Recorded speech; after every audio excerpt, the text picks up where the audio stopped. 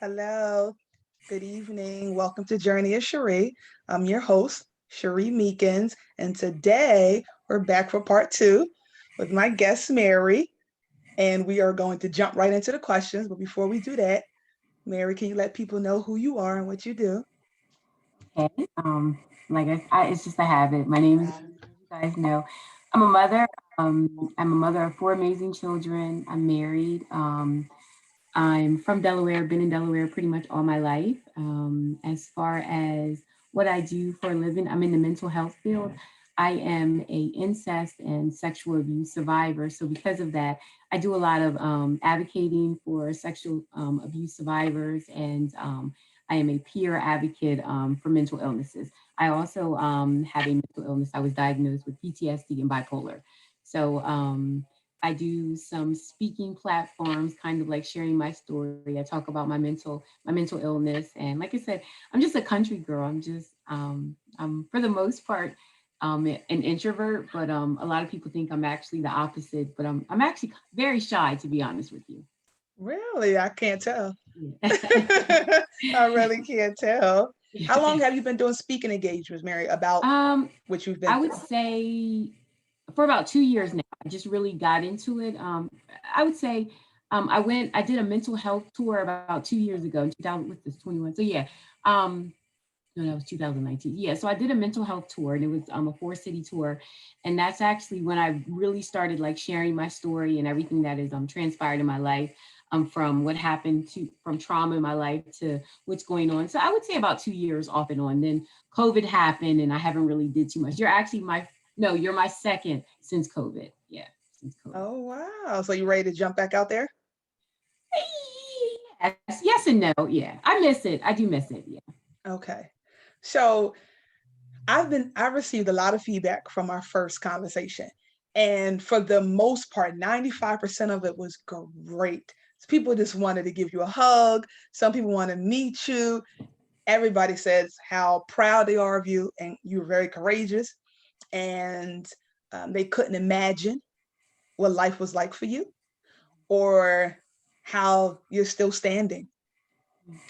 And so that's how I felt the whole time, And I was kind of shocked because the people that reached out to me, their first word was wow.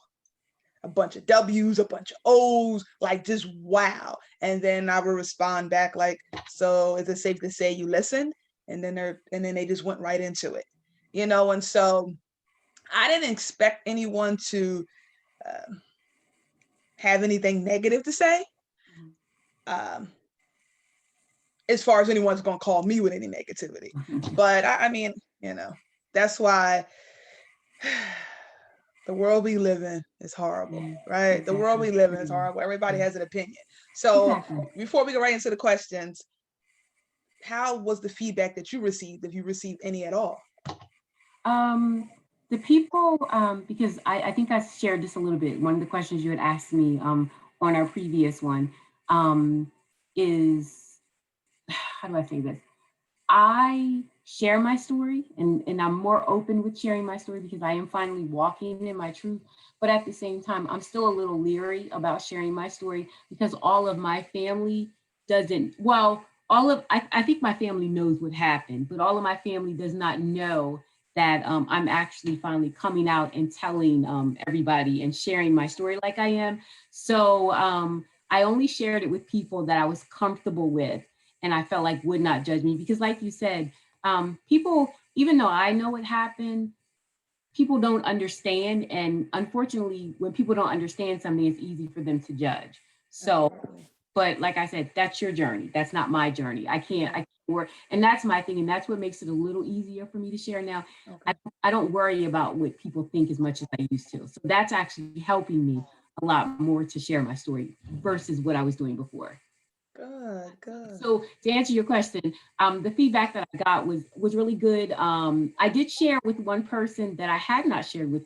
They knew about my story, but I shared with them, and I was a little taken back. It wasn't negative, but I was taken back, and they felt like I shared too much. But so I was taken back about that, and I'm like, well, what did I, what of that did I share too much about? So I was a little curious. But like you said, everybody has their opinion. I mean, I can't control. I opened that road up, and when you allow someone in your life and you share something so intimate as I did, then you have to be open and willing to allow feedback, and that's what I did. I just, like I said, I was taken back from their response, but I mean, that once again, my philosophy is that's their journey. So Sounds good to me. So yeah. my first question to you is, how does your husband support you through this healing journey? I will say that he's a lot better. His patience is a lot better. And why I say he's a lot better is because, like I mentioned on the first part 1, I didn't feel like he was always understanding. I didn't feel like I had an understanding husband. I didn't feel like he had much empathy. So I would say he empathizes with me more, because what I found out talking to him, that something similar happened to him as a child. So that actually was kind of good for us to me to share. And he didn't open up as much as I did to him, but he still was able to kind of give me tidbits of things that have happened to him. He allows me to be more open. I feel more comfortable being open now versus before. Having a mental health illness, it's hard because I'm bipolar, so my moods kind of go high, low, um, and that was hard in the beginning. And like I said, that kind of goes into what I talked about before. I didn't feel like he was willing to understand me as a woman. I feel like he's more understanding, even me as an individual, and he knows, and he kind of recognizes when I have those moments. I have moments when I'm really, really low and I'm really, really depressed and I just can't get out of that depression. And before, I think he would get frustrated. And I don't think it was just being mean. I just feel like I don't think he understood what to do. And sometimes if you don't know what to do, I think it's best to just like maybe just calm down and not overreact. But I mean, Mhm. saying that all males are the same way. He's a guy, and Mhm. I guess he just didn't know how to help his wife. And I think now he's more open to trying to figure out ways to help me, and he's more patient. I mean, and that's important, That is when you important. have mental health or just been through any type of trauma, your significant other should be your peace and not somebody that's actually, doing more damage. And I feel like he's more of my peace. I love that because you need that and you deserve that. Yes, exactly. How is your children relationship with their father? And I'm asking that because I want to know, do you look for any signs of your children being uncomfortable around their father? Because clearly, I'm sure there was signs with you and your father years Mhm, ago, and they were overlooked, mhm, maybe, or they were missed. So, mhm. do you look for signs? Like, is it, do you do it and not realize you're doing it? I would say not as much as I used to. When they were younger, I did a lot more than I do now.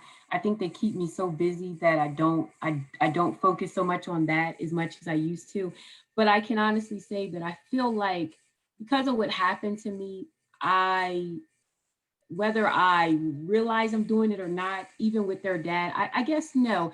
I can't honestly say that I don't still do that because, like, even at home, I don't like them to wear certain things around their father. And I think that just happens. I think that's just because of what happened to me. Because I know without a shadow of a doubt, and I could say this, that I know that their father would never do anything to them like that.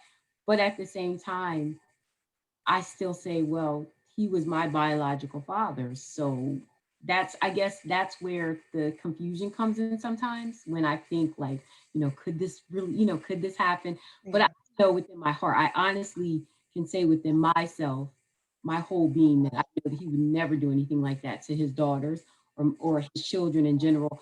But I think because of the trauma that I have experienced, Yeah.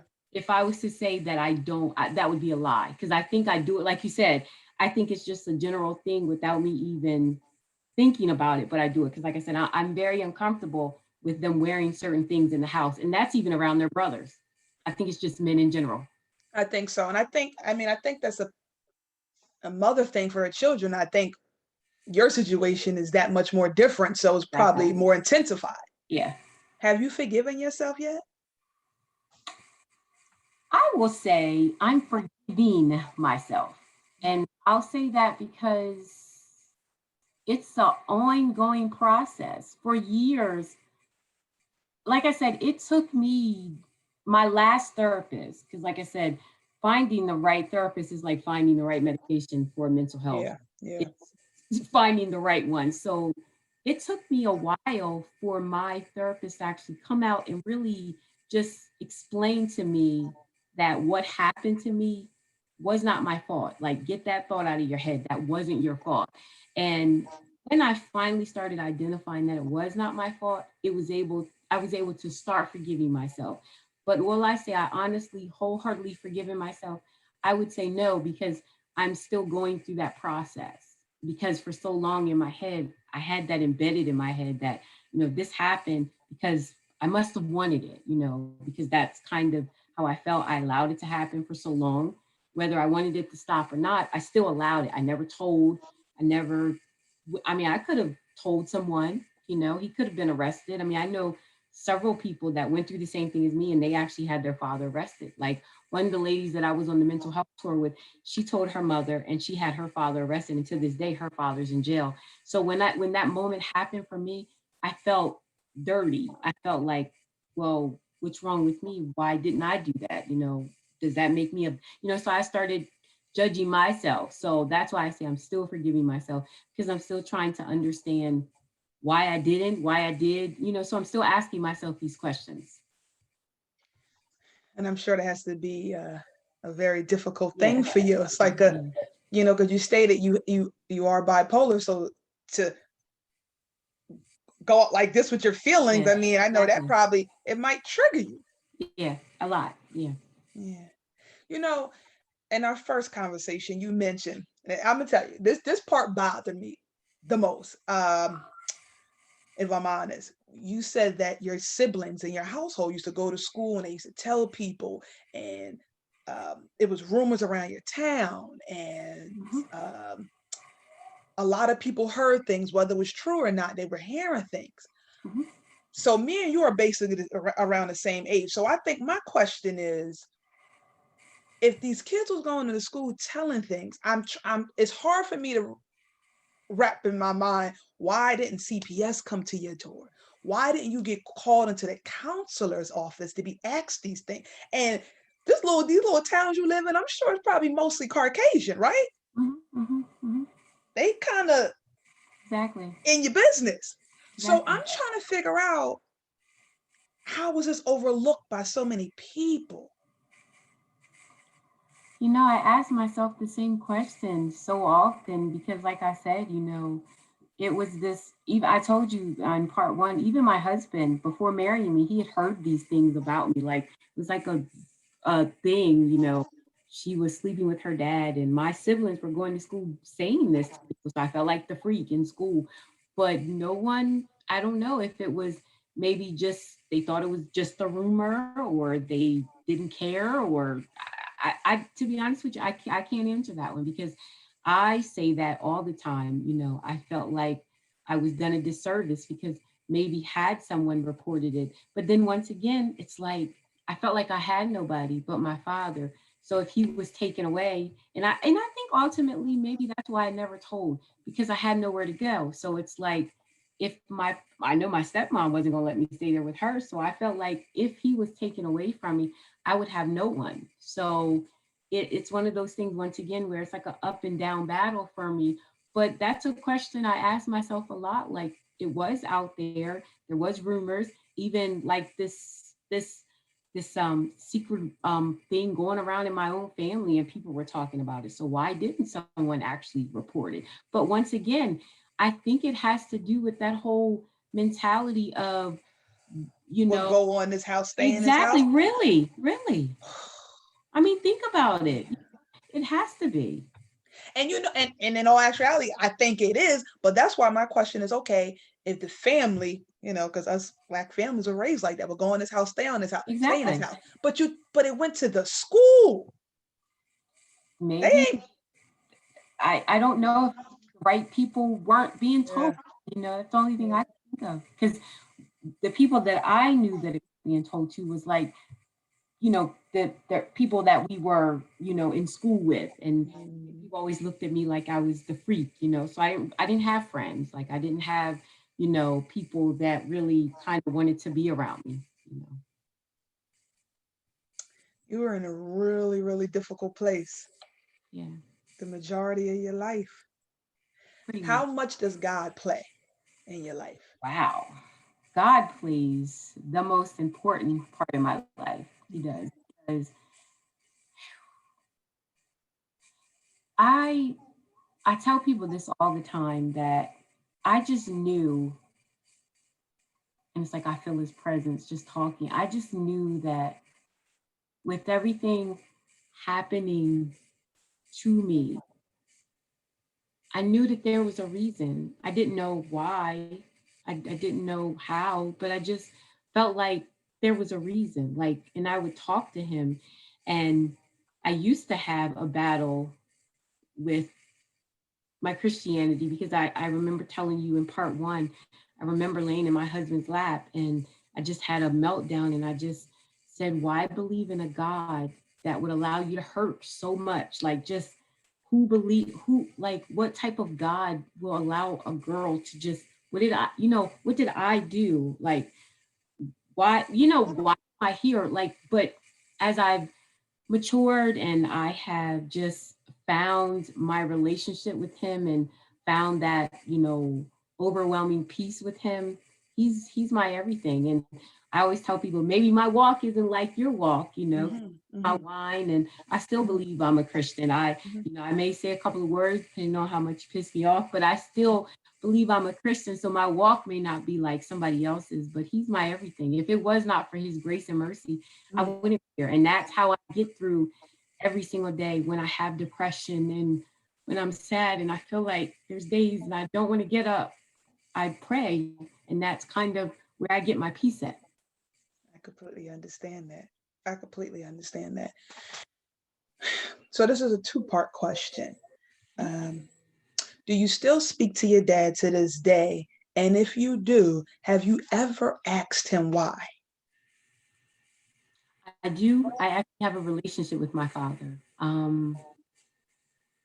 I have a relationship with my father, and I tried to talk to him about it, and I I've never been able to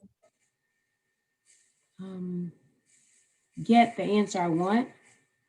But I told my husband, he asked me, he said, what would you want your father to say? And I said to him, I would want my daddy to know the pain that he caused me and how much he's taken, sorry, That's okay. That's okay. he's taken from me, and how much my life is pretty much screwed up because of him.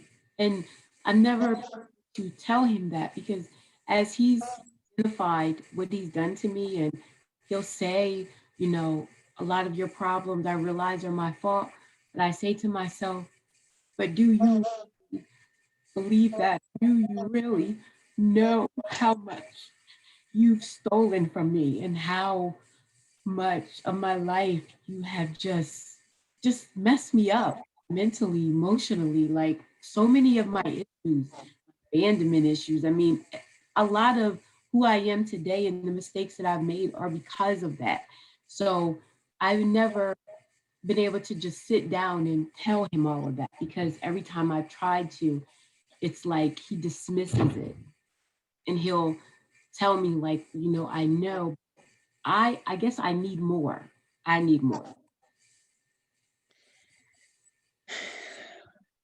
What does your relationship today look like with your father? And I'm asking that because forgiveness is a real thing, right? Yeah. And as I sit here now as a 40-year-old woman,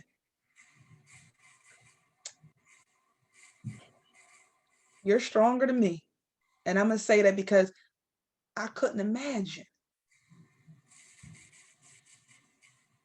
allowing him to be a part of my life. Yeah. I couldn't even imagine. And so I want to know, what is it in you that allows that, and what does your relationship with him now look like? I think I had no one else. I didn't have my mom. I didn't have.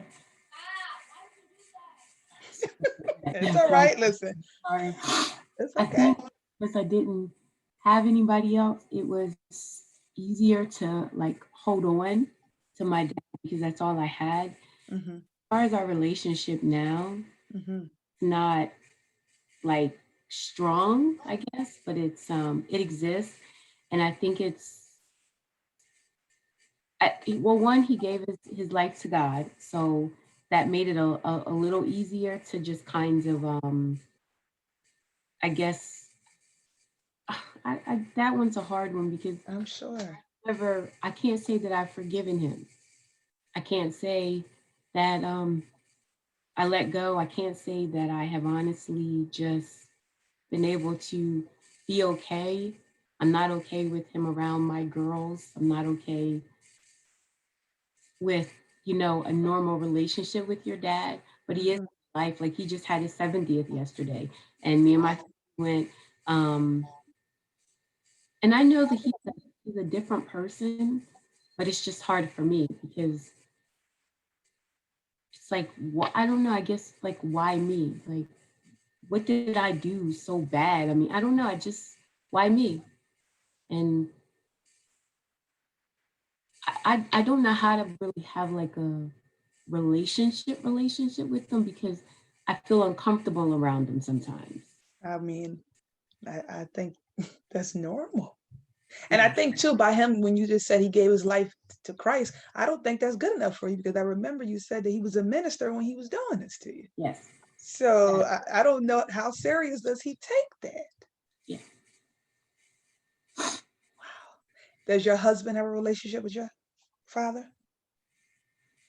Yes. Well, about the same as me. About the same as me. I think it's harder for him as my husband and him being Yeah. because he had mentioned like he just doesn't know how a father could do that to Yeah. his child. Yeah. Yeah. I don't think anyone. You know why I think why it's hard for people to understand it, because I think you can't be, I don't want to use the word normal, Mary. I don't want to use the word normal, but I don't know another word. You can't be someone like your husband or me or you and be able to understand something like that. That's a different type of brain. If I wouldn't consider your father normal. So I guess that's how people like me, you and your husband can't understand his actions, because that's Yeah. not normal. Exactly. It's not normal. Yeah. If your father was to ever hear these conversations that me and you had, part one and part two, do you how do you think he would react to that?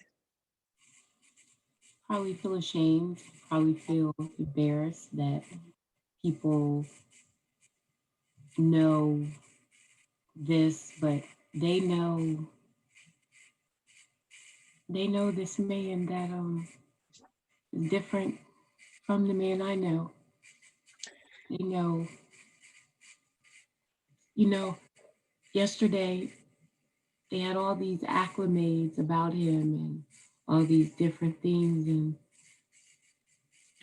I went outside because for a moment it was hard for me, because my sister talked about how she had a good life and I was thinking to myself, yeah, because all those things weren't happening to you. My brother talked about it and I was like, yeah, you guys were most of my problems.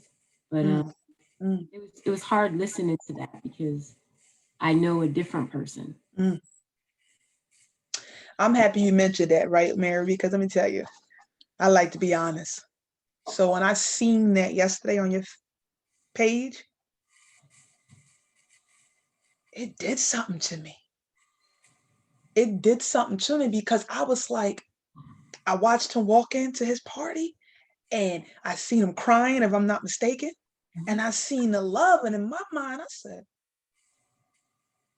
They either don't know this man, or these are the same people that has condoned his behavior all these years.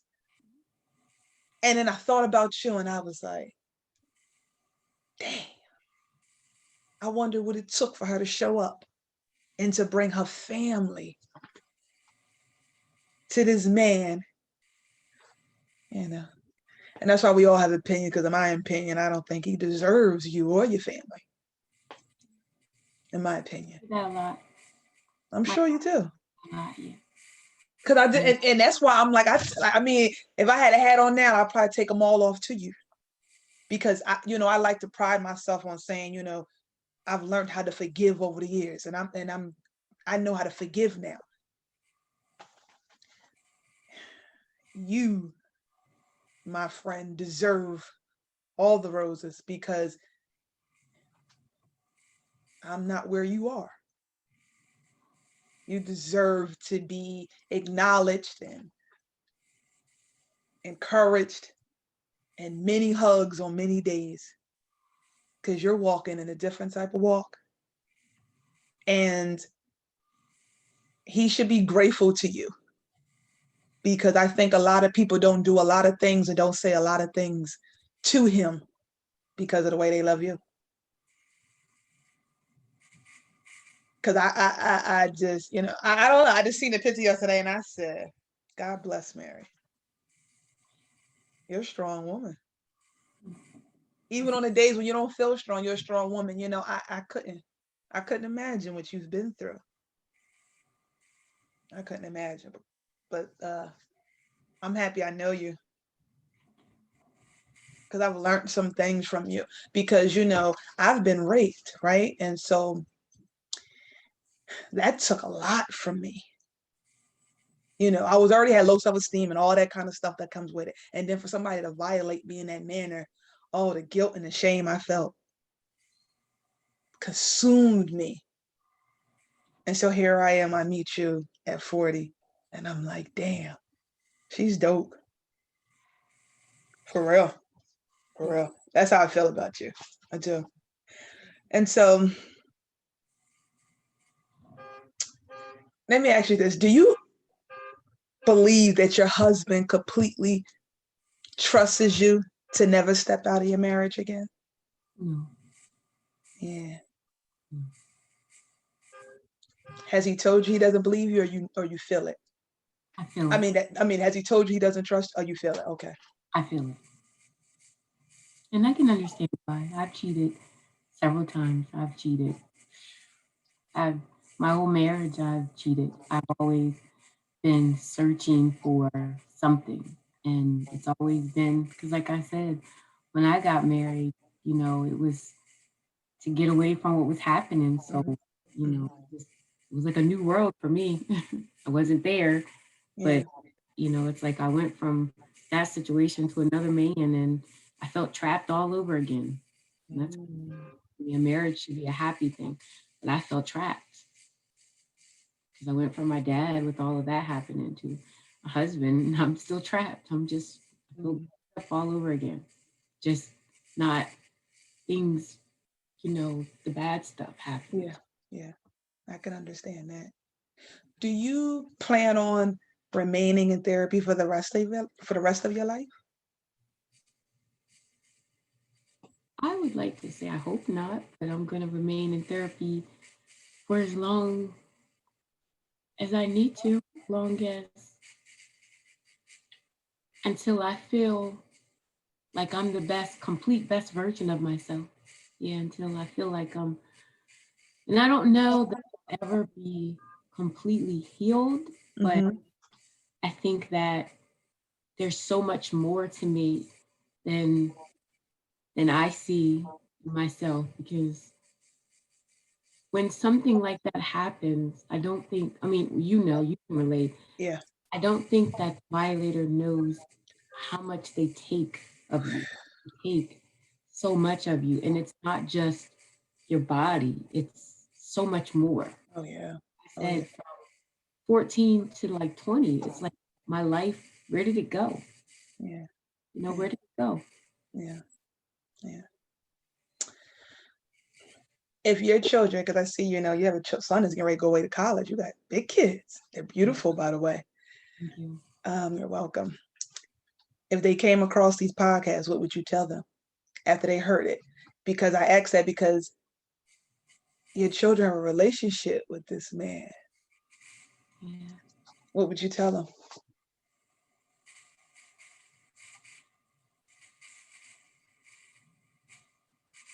That it happened.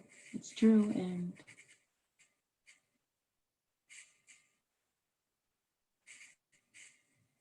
I think I would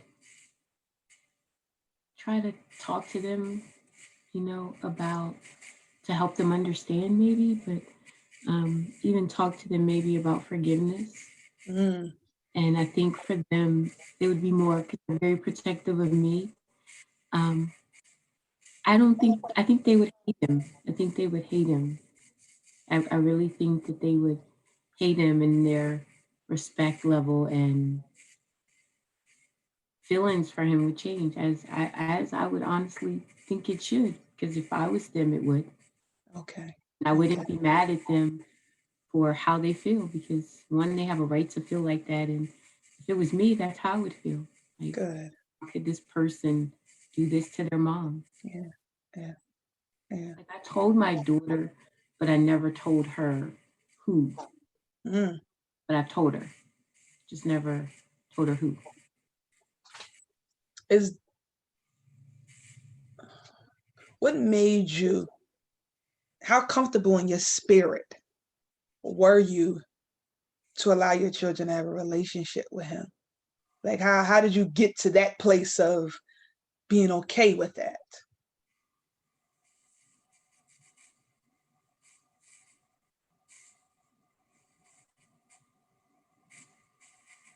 The craziest thing is, I don't know that I am. Mm, I think that I've always I've always did what everybody else wanted me to do. I yeah. did I've always been the bigger person. I've Mm-hmm. always just wanted everybody else to be happy and Yeah. about me. So I don't know that I am, to be honest with you. I just Yeah. don't, I didn't I didn't want to be the oddball or the black sheep, and I'm the one that doesn't come around, and so I don't know that I am, to be honest with you. And I think, when you start telling yourself a different story, things might change. Opposed to you didn't want to be the black sheep. It could be my kids deserve differently. Because you wouldn't be the black sheep. Because whatever decision you make anyway, is no longer about them, is, solely about protecting you and your children's peace. Yeah, Because, me and you can't guarantee where these podcasts are going to land. exactly. And how important is it for you to tell them the story before they hear it? Very. And Yeah. my keeps telling me that. He said, honey, if you're going to be on these platforms like this, you need to actually sit down and tell the kids so they hear it from you. And it literally, this is just confirmation that Yeah. it's time, because he's told me this so many times. He just told me this again because I had like a little breakdown after we talked Mm, um, that night. I hadn't had like a bad dream, and I share it with you, but I hadn't had a bad dream in a while. But that night, I think just talking about everything just kind of rehabbed. I had a nightmare that night. mm, And before me and my husband talked about it, he said, you're going to have to tell the kids eventually the whole truth, because you don't want them to hear it on something like this or see it on something like this and then them be upset or not really understand what you're talking about. And he said, you owe them, more than yeah. that. Yeah. Yeah. I totally agree with your husband. You owe them what was owed to you. Yeah. And I think you seem like a very, very good mom. And I think this right here would just take you to a whole nother level, because I'm worried about this. Like, damn. I pray that Mary has a conversation with her children before this airs, or before it just happens to, you got big kids. Yeah. And that's And, if they were younger, not so much, but I have a 17 and an 18-year-old, yeah, that have social media. It right. might not be for mine because they don't have Facebook, but there's all type of platforms that this thing. Yes, yes, yeah, And that was a chance that I took, yeah, in yeah. sharing it, because I say to myself, well, obviously I'm not that worried about it, because if I was, I wouldn't. Right, right, right, right. Well, we came down to our final question. Okay. You did good. You look good. You did good. That's why I was worried about Zoom, because I said, God, if I break down like I did last time, I'll be on here crying. I mean, people expect that. There's people that reach out to me, men that cried after hearing your story. So for you to cry doing this would just be, normal. You've been through a lot. So this is the last question, and I'm looking at my paper. If you could tell anyone that has experienced what you have experienced, or is currently in the situation, what would you tell them? That's a very good question. My therapist had me do this, and I'll relate this to this because it's the easiest way to relate it to me. My therapist said, MJ, because that's what she called me, if you could tell the little girl what you always wanted someone to tell you, what would that be? And that would be that it's not your fault. It's not your fault to forgive yourself. Forgive yourself. And nothing that is happening or has happened to you will or has diminished you as a being, as a person. It does not make you any different. I know you feel that way, but it doesn't. And to not allow anyone else to dictate your journey and your healing process, because everybody's healing process looks different. And even if it's not, if it was like me, I was afraid to really share with somebody. My father might get in trouble, but if they could, to try to talk to somebody. If they're ready, if they're at that place in their life, to talk to somebody, because I had my mental breakdown because I didn't talk to nobody. I didn't tell my husband. I just had all this pain and this hurt inside of me, and didn't know what to do with it until one day it literally erupted inside of me mentally, and it caused me a nervous breakdown, because you're just keeping all that bogged down and you're not letting it out. Pain is not meant to just keep hurting and hurting and hurting. After a while, it just explodes. So most importantly, forgive yourself, and you're not what happened to you. And I had to learn that you're not what happened to you. You are not. You really are not, because I'm not. And, I don't consider myself a victim. Exactly. I am a survivor of many things. That's right. I used to say that I'm a victim of sexual abuse, and I'm a victim of incest. And then my therapist helped me through that process. She said, "You're not a victim anymore. These things are happening to you. You are a overcomer. You are a survivor." So now, if you notice, I say, because my first platform that I did, I said I'm a victim, and I am.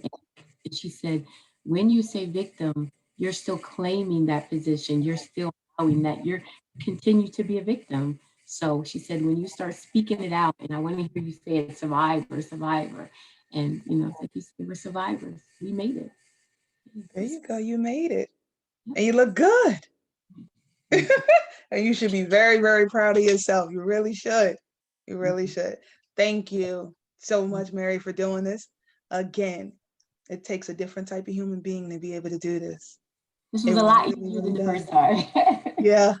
Yeah, these are easier questions.